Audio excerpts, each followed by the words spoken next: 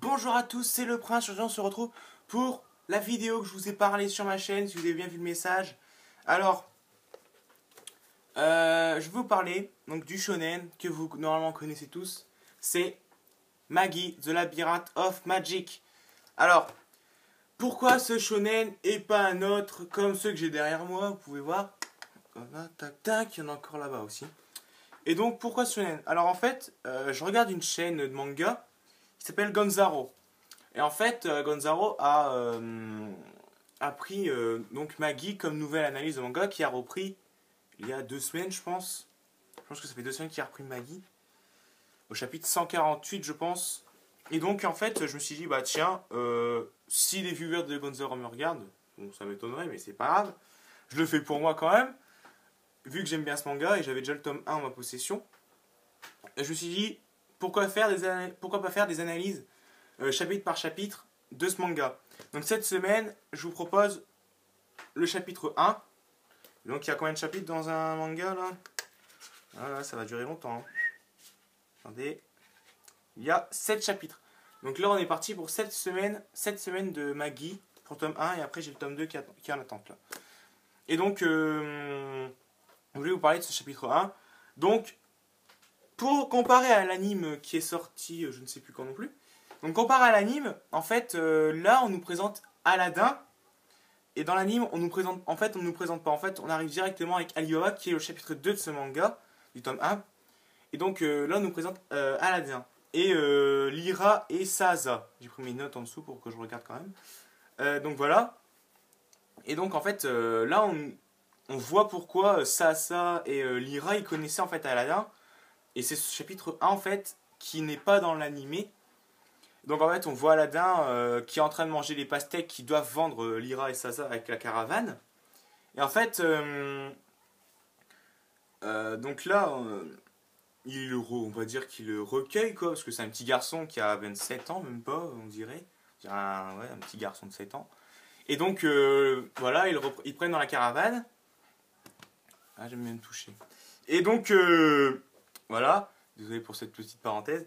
Et donc, ah, je dis beaucoup donc aussi. Ah. Enfin bref, on voit donc il vit avec eux un petit moment. Et en fait un jour, 2 gardes ou 2 voleurs, je ne sais pas, il ne s'est pas précisé. Enfin ça doit être précisé mais je ne l'ai pas bien lu. Viennent chercher Lyra et dit à la caravane que c'est une voleuse. Donc la caravane ne veut plus d'elle, mais Saza veut encore d'elle parce qu'elle l'aime bien, son amie et tout. Donc Aladdin lui fait une leçon de morale à l'Aladdin quoi. Il lui fait ouais, tout gentil, tout mignon. Alors qu'il n'est pas du tout, hein, bien sûr. Il aime les formes, les femmes, la luxure. Et donc voilà, ils partent. Donc la caravane pendant ce temps est prise dans une embuscade par des voleurs.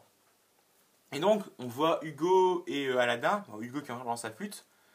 Parce que je précise, ceux qui ne connaissent pas Magi, The Labyrinth of Magic, Hugo, en fait, c'est un djinn, donc un génie, dans la mythologie japonaise. Et donc, en fait,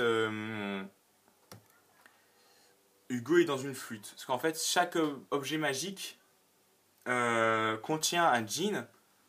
Et Alibaba, pour ceux qui regardent l'anime, bon, l'anime est sorti il y a assez longtemps, donc je présume que vous l'avez tous regardé. En fait, Alibaba a un djinn de feu qu'il a eu, en fait, dans le premier labyrinthe. Quand il a fait Kalibaba. Donc ça c'est dans le tome 2 que je vous présenterai dans cette semaine a priori. Si je fais des vidéos toutes les semaines bien sûr, ou j'en fais une ou 2 par semaine qui sortiront dans la semaine aussi. Et donc voilà. Donc là en fait on voit Hugo, bah en fait on voit Aladdin qui appelle Hugo.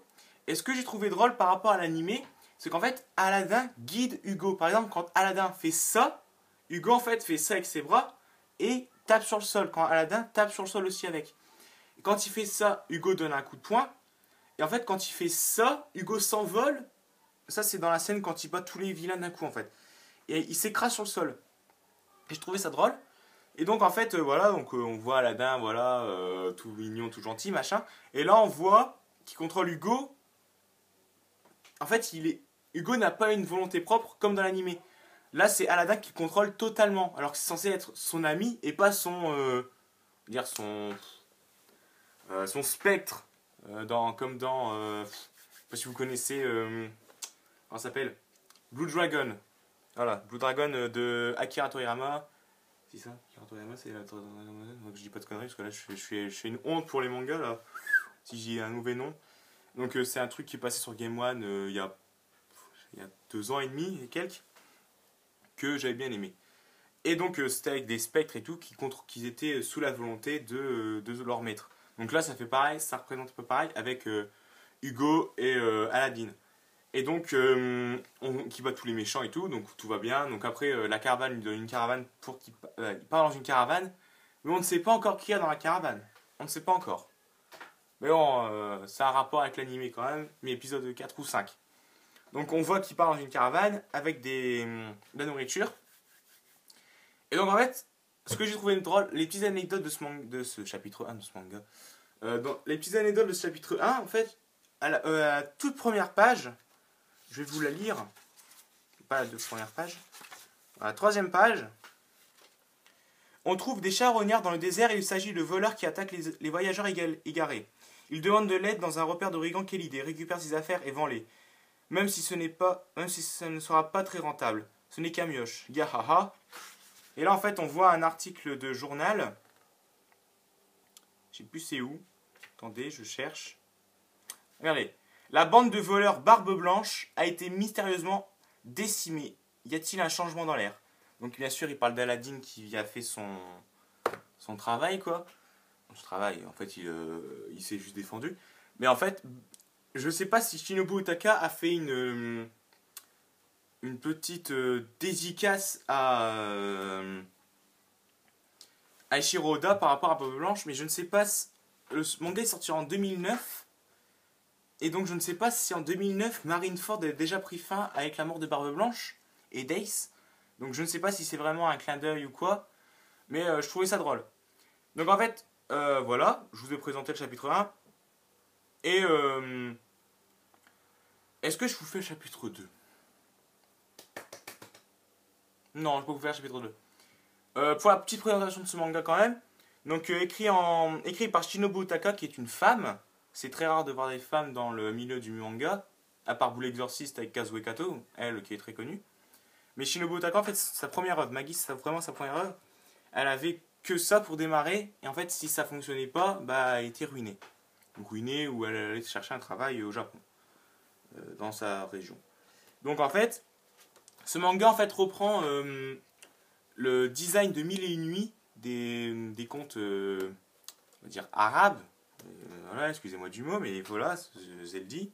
Avec Alibaba et Aladdin. Donc Alibaba qui est le chef des 40 voleurs et Aladdin le prince des voleurs. Donc en fait, ça c'est 2 voleurs ensemble. Hein.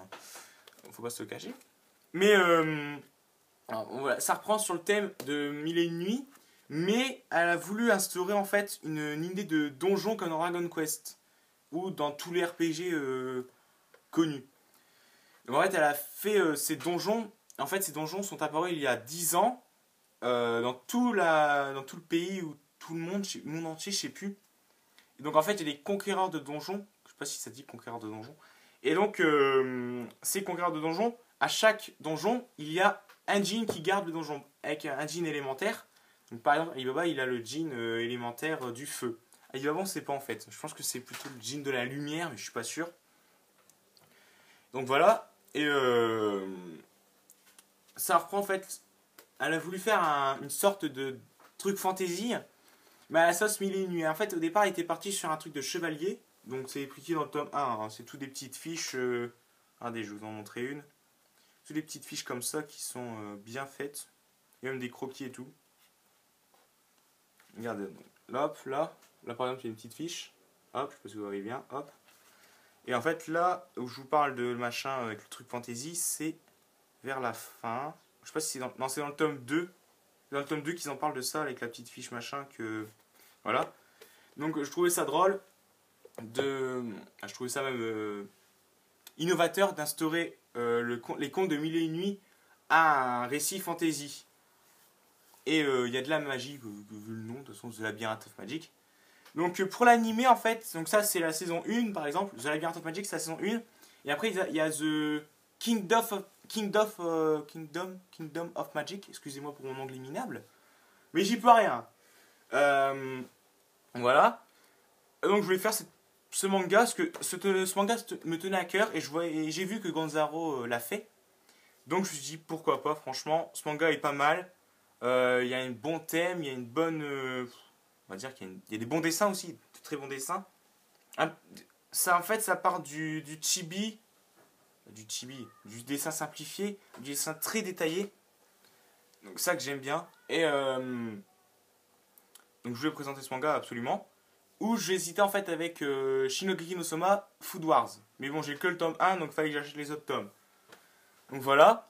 Donc dans les prochaines vidéos qui vont sortir bientôt, je vais t'en tourner une là juste après. J'ai... Attendez, je prends. Garde la Galaxie, tome 11. Avec le Vortex Noir, 5 sur 7. Parce que j'ai pas acheté le X-Men, je le trouvais pas en presse. Donc là, il fait quand même beaucoup de pages, je trouve. Ouais, il est gros, ouais, quand même, comparé aux autres. Ouais. Ouais, il est quand même plus gros. Donc je vais peut-être là vous tourner là maintenant cette vidéo-là. Je vais faire comme la dernière fois, comme la première vidéo. Qui date il y a un mois quand même, je sais, j'ai pris du temps, mais bon, avec tous les devoirs et tout que j'ai eu pendant les vacances, c'était chaud pour tourner. Et j'avais pas pris le temps en fait de tourner d'autres vidéos. Donc je vais vous faire comme la dernière fois, je vais mettre la tablette comme ça en contre-plongée, je sais pas si ça s'appelle comme ça. Et je vais vous tourner les pages et je vais juste regarder parce que je l'ai pas encore lu en fait. Peut-être que je vais le lire avant et comme ça je pourrais mieux vous expliquer comparé au tome 10 que j'ai fait du Nawak. Parce qu'en fait, Thanos n'est pas là en fait. Quand je vous ai dit que Thanos était là, c'est juste une illusion créée par le Phénix, par Jean Grey. Donc j'espère que cette vidéo vous a plu. N'hésitez pas à laisser un pouce vert, un commentaire, c'est très important pour moi. Et vous abonner à la chaîne si bien sûr ça vous a plu. Et bah, bye tout le monde. Tchuss!